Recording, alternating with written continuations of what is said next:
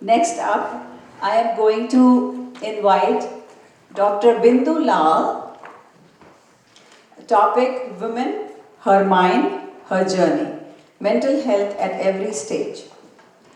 Dr. Bindu Lal is a board-certified psychiatrist with over 20 years of clinical experience. She's also a diplomat in obesity medicine, and she has extensive experience working with individuals with serious mental illness. She is the founder of Restart for Wellbeing, her private practice where she provides personalized integrative care and advocating deep connection between mental and physical health.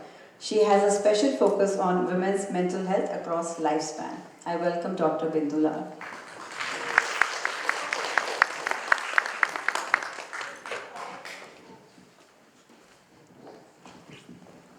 Hi everybody, just bear with me 1 second. Let me set myself up.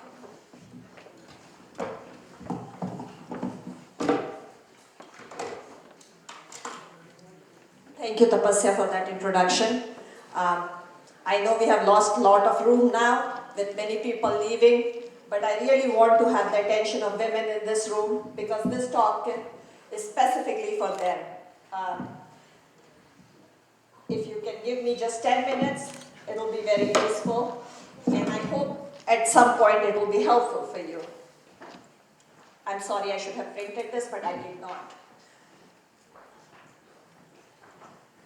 So I'm going to start my talk by introducing myself. My name is Dr. Bindu Lal. I'm a psychiatrist and a woman who has lived through many of these stages, and we are going to talk about today. I have spent my career sitting across from women at every stage of life, listening to what they carry. And what brought me to this topic is simple. Too many of the women I have seen have been suffering in silence for years before they ever walked through my door. When was the last time someone asked how you were doing and you told them the truth? Not fine, not busy, the actual truth. For most of us, especially the women in this room, we have become experts at holding it all together on the outside while quietly managing an enormous amount on the inside. We check on everyone else. We carry the mental load. We keep things moving. And somewhere in the middle of all that, we forget to check on ourselves. Today, we are going to change that. Just a little, just enough. Next slide. Oh, okay, well, we are already in the next slide. Okay. Before we begin, I had asked my sweet husband to put the questions out there. The questions are also there on the slideshow. And I have given you guys an index card.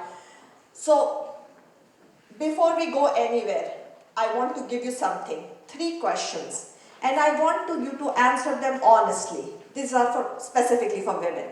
For yourself, not for anyone else in the room. No one will collect these. No one will see them. This is just between you and you. Question number 1. As a woman in this season of life, what is the one word that best describes you, what you're feeling truly right now? Not the word you say to your colleagues or in a group text. The word that is true at 2 a.m. I'm going to pause a little bit for you to ponder on this question.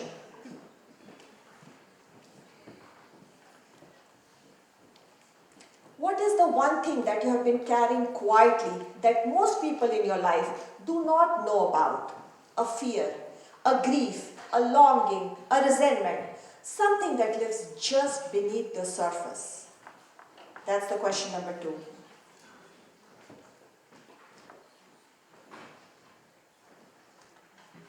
What is the one thing that you keep saying you will do for yourself that you have not done yet? The thing that comes to mind first is usually the right answer. I want you to fold that paper and put it aside in your bag, whichever way. We are going to come back to it at the end of the talk. And I promise, or at least I hope it will look different by then. Next slide, please.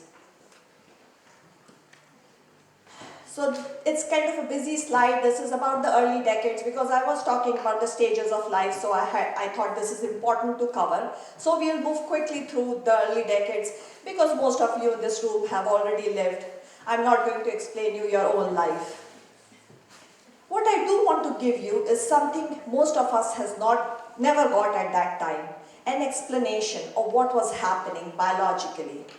Because understanding the biology changes everything. The first slide, I'm sorry I don't have a pointer, the adolescence, which is very important stage. 75% of mental health conditions that person experience in their lifetime begins before the age of 24. Imagine 75%, not 50%, not 25%, 75%. And the average time between a young woman's first experiencing symptom and getting any help is 11 years. I know there was a previous speaker who probably is highlighting my point here that it takes a while before we actually seek help.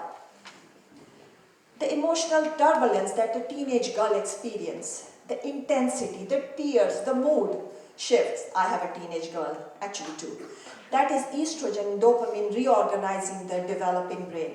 It's not drama, it's neurological. And it deserves far more compassion than most of us receive. The next section is about young adulthood. 1 in 3 women experience an anxiety disorder in this stage. And most have absolutely no idea that their menstrual cycle is shaping their mood, their confidence, their energy every single month. Estrogen peaks mid-cycle and serotonin and dopamine follow. When it drops in the second half of the cycle, so does the mood. Most women have spent years blaming themselves for these patterns that were hormonal all along. And then the imposter syndrome, that relentless feeling that you're not as capable as people think, and one day they will find out, peaks in this decade. Research shows that up to 82% of people experience it. In high-achieving women, it is nearly universal. And then comes the beautiful 30s. 1 in 7 women experience postpartum depression. After childbirth, and I really want you to hold on to this, after childbirth, the estrogen drops up to 100 folds in 24 hours. That is the most dramatic hormonal shift that human body ever experiences. And we send women home and tell them to enjoy every moment. The invisible load, the relentless mental labor of running a family, tracking everyone's appointments, anticipating every need, falls disproportionately on women. And it has a measurable mental health cost. The thread running through every single one of these stages is this. Estrogen drives serotonin and dopamine. When estrogen fluctuates, mood follows. That is biology. We were never taught. You have lived through these stages. What you may have not known at that time is how much of what you were feeling was biological and not a personal failure. Which brings us to right now. Next slide, please. I want to spend a real time talking about this because this is where most of us are living right now. The 40s. Let's talk honestly about what is happening. Perimenopause often begins in early 40s, and the first signs are almost never hot flashes. They are mood changes, anxiety that seems to come from nowhere, sleep disruption, brain fog, irritability you cannot explain, crying, and not entirely sure why. If any of this sounds familiar, this is not you falling apart. This is your estrogen beginning to its long goodbye. And because estrogen drives serotonin and dopamine, when estrogen starts to decline, your mood, your motivation, your mental clarity, they all feel it. Hands up if you have cried in the last month and are not entirely sure why. That is estrogen and serotonin, not you losing it. Estrogen has over 400 functions in our body. The brain has estrogen receptor throughout it, which is why when estrogen declines, you feel it cognitively and emotionally, not just physically. Brain fog is not imaginary, it is neurological. But here is what I want you to hold on to. Women in 40s report the highest emotional intelligence scores of their entire lifetime. The clarity that I do not have time for this anymore. The knowing what matters and what does not. That is not midlife crisis. That is wisdom arriving. This decade is a doorway, not decline. Midlife is not a crisis. It's a biological and psychological transition, and it can be navigated with knowledge. Next slide, please. Perimenopause, sexual health, and body image. I know Tapasya covered a lot of the body image. I'll just briefly touch on it. So perimenopause, 40% of women experience clinical depression. Hold on, 40%. Yet fewer than 20% receive mental health support. You're not imagining it. You're not exaggerating it. It is biology. Sexual health. This is the conversation women deserve and rarely get. Vaginal dryness, painful sex, libido changes, all hormonal, all treatable, almost never discussed. Do not normalize pain. Ask for help. Body image. The abdominal weight gain. My friends, many of you have noticed. I don't have it. In your 40s is estrogen leaving the body.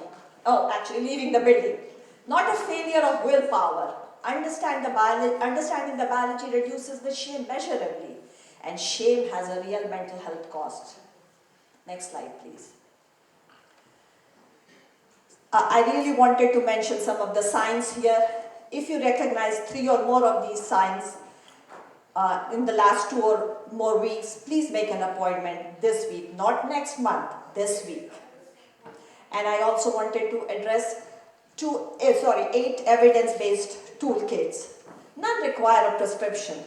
The most underused one, a particular passion of mine, is movement. 30 minutes of movement daily have been shown to equal medication for mild and moderate depression. So movement can actually have health benefits in reducing the signs and symptoms of mild and moderate depression. Next slide, please. So now we will return to our paper, those questions that we had written. We are almost at the end. Before the closing, I want you to do one thing. Take out that paper, the one you wrote at the very beginning. Read back your 3 answers. Question 1. Your one word. Does it still feel true, or has something shifted, even slightly, in how you would describe yourself right now? Question 2. What you carry, can you name it more clearly now? Is it biological, situational, relational? Does it feel bigger or smaller than it did 10 minutes ago? The thing you keep saying you will do, does it feel more possible now than when you wrote it down earlier? I want you to look at the 4 questions on the right panel. The 4 questions on the right, take these home tonight. You do not need to answer right now. They just need your attention. What surprised you about your answers? Often what we write in the first 30 seconds is the truest things we know. Is there something that you wrote you never said aloud that might be exactly where to begin with a trusted person or a professional? What one small step you could take this week? Not a life overhaul, one phone call, one appointment, one honest conversation. Who in your life needs to see the question 3? Someone who loves you. You may not know how to help until you show them. Next slide, please. So in closing, I want you to understand. You came in as you were. You're leaving hopefully knowing a little more. Your answers at the start were a snapshot, and you are not stuck in that photo anymore. Thank you very much.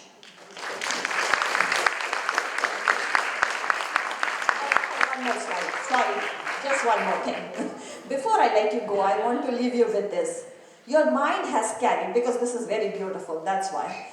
Your mind has carried you through every single thing life has thrown at you so far. Every loss, every transition, every sleepless night, every time you held it together when you were not sure you could. That is not weakness, that is extraordinary resilience. But resilience does not mean going alone. Resilience is not the absence of struggle. It is the willingness to face struggle and to ask for help when you need it.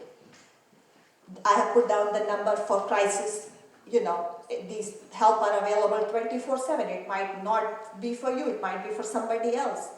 And studies have shown that rates of suicide in young people have declined because of making that phone call, that crisis help. And here is your one action for today.